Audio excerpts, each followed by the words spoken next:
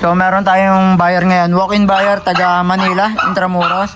So syempre, pinaalam ko naman to kay sir, kaya lang bawal din naman din. Ayaw nila ipakita yung mukha nila, kaya hindi ko na ipapakita sila sir. So medyo budget meal lang yung hanap nila sir, kaya yan, konti lang yung nilatag ko, mga affordable lang din. Kano? Ano?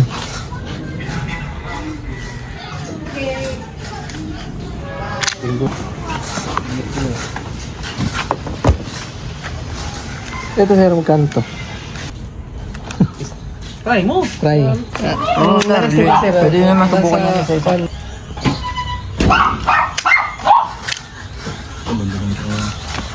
Kaya, subok nga. Magte-test lang naman si sir. May kuhan na to.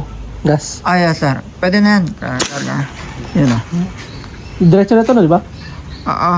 Tutok mo na lang doon sir. Yan.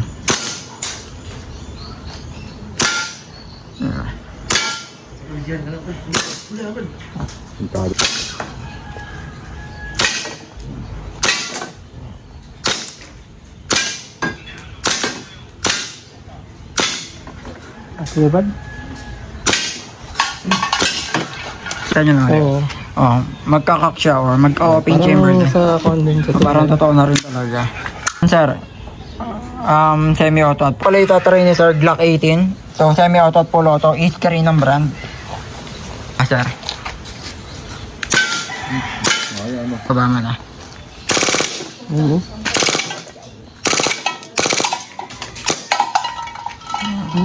Tumbaban. Magkano ganyan kuya? Safety. Ano yung safety mo? Safety yan. Yeah, sir, para ano. Yan, 1911 natin, M1911. So with pre-hard case na yan, pag nag-build kayo, ito kasama na yung hard Hard case. case. Kaso kaya walang hard case. Magkaiba kasi sila ng brand, sir. Si Double Bell kasi, nagbigay siya ng hard case talaga. Yung, magkano yung... Nag-wrap ko ng ganun eh. Nag-invest na rin talaga ako kasi yung iba nagtatanong ano FPS, para accurate din naman yung masasagot ko. Ito magkano na? Pero yan sir, masikip yung ano niya, kaya sa taas talaga ang paglagay. Sa taas. Iba pala sa... Medyo masikip eh. So, yan. So, tatry ni sir yung M92 na tan color. So, iba lang yung paglagay ng BB sa kabalan na. Pero paano rin siya? Pasigsag din naman. Na alternate din naman yung bala.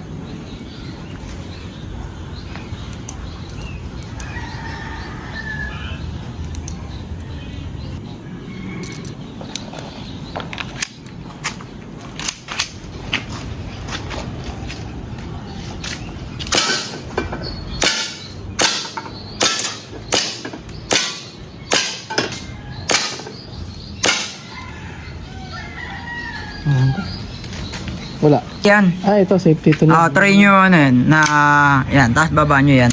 Hindi, balik nyo muna yung magazine. Hindi naman siya puputok ng pagkawala rin magazine. Baba nyo sir ngayon. So kahit anong kalabit nyo, di ba? Hindi, balik nyo. Hindi siya ano sir, kahit anong kalabit nyo. Safety pala to. Pata sa ano nyo bahay. Eh kung di alam yung ganyan, di ba? Safety rin naman yan na maganda din sa M92. Meron na din siyang safety na lock. So yan, bagong labas din yan na Glock 17 na double bell. Two-tone yan, black and brown. 7-1 ito 6. Ganda rin naman talaga nung handle. So parehas din naman sila. Ito medyo tan color lang talaga. Ito brown din na yan. Medyo rough, medyo maano yung handle niya.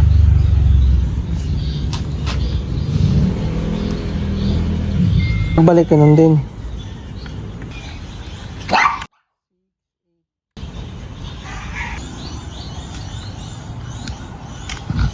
Yan din kasi yun na ano. Di ba? Yan. Ayun, yung iba tawag na rat-rat na Sa Kapag lilinis. Microfiber na towel. Tapos? So, yan, mapapansin mo. Syempre, aakalain mo, hindi kakapitan. Metal na rin kasi yan, di ba? Oo. Hindi aakalain mo, hindi siya kinakapitan ng pawis o ano. Hanggat mas okay talaga yan, may microfiber towel ka na. After mo gamitin, punasan mo lang din. Then yun nga, di ba, marunong ka naman yung kalas, Oo. nung nasabi ko na rin paano tanggalin siya na though pagka-glock, ganun lang din naman, pagka-kalas niya, i-sprayan mo lang din yung niya, yung slide niya, or yung kasa, yan, yung yan. Slide ito. Kahit yung loob, yan, yung pinaka yan, yung ganyan, kasi bakal to bakal, nagkakaskasan siya na sa eventually, rin, natutuyo rin yung silicone niya, di ba? So kasi yan, from siyempre, yan, kita nyo naman, di ba? Bagong-bago, may silicone pa na, So, yan, di ba? So, katagalan, natutuyo yan. Kaya kailangan din na maintenance nun na, yun, na, meron din naman na nabibili. Ako, nagbebenta ako silicone lube. Yan, Silicone. airsoft talaga. Meron Hindi talaga siya, sa airsoft. oo. Kasi pag... Kailangan, sir. Hindi na tayo nagmamadali. Yan, baka matipuan mo. 1911, May rapid pa, ayun, may full auto. Semi-auto at full auto, sir. Dual mode na. 5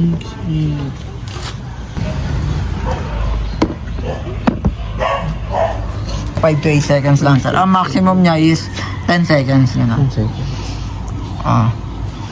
Tanggal yung iba yung mga sanay na o Pero ako kahit sanay na rin naman ako maglagay ng green gas, ako tinatanggal ko yung takip nito sa mga glock. Tatanggalin to. Tinatanggal ko yan yung takip sa ilalim. Ganyan. Yan, tinatanggal na yung takip para mas kita ko yung inlet valve na yan. Yan, dyan siya kinakargahan. Then dapat, yun din ang isang very sensitive yan, sir. Siyempre, lahat naman ng bagay. Iwasan nyo mababagsak yung mismong unit nyo, airsoft nyo. Tsaka yung magazine. Kasi, halimbawa, ito. Oo. Yan, yung mag-lip. Yan, din yan, sir. Baga, pagka nabasag yan, meron yan may bayar ako Kasi, di ba? Kasi nga, pinakita ko lang din yung saan kakargahan ng green gas. So, yun din, sir. Marami rin naman nagkakamali doon sa paglagay ng green gas na dapat siya diretso din sa yan. Parang ganyan, sir. Pakita ko lang din sa angle ng video. So, dapat ganyan yan, sir. Pagka nagkarga ng yan. Ganyan dapat, sir. Tapos, konting push lang niya. Ganun lang. 5 to 8 seconds, pwede na. Nagawa ko na rin ng demo, paano ba yung tama. Na, at least, nasabi ko, na-explain ko, bago ko ipadala sa kanila. Yan. Kasi meron din akong mga buyer na taga Visayas tsaka Mindanao Kaya nga, isang set nito tapos... Reminder lang din sa bala. Bawal na siya ulit. Once na nagamit nyo na, naipotok nyo na yung Bawal bala. na gamitin. Babawal na ulitin, pupulutin nyo kasi kahit ba mukhang, Sayang. yung iba yung sasabihin, ay mukhang buo pa, pa. Pero yung mga ganyan, pag naipotok nyo, mukha lang buo sa labas, pero possible may karak na siya sa loob na pagka inaipotok nyo ulit sa pwedeng sumabog sa loob ng airsoft nyo yung unit. Yun, pwede magkas ng troubleshoot yung ganun. Okay. Yun lahat. Anong kalakas nito? Anong lakas nito?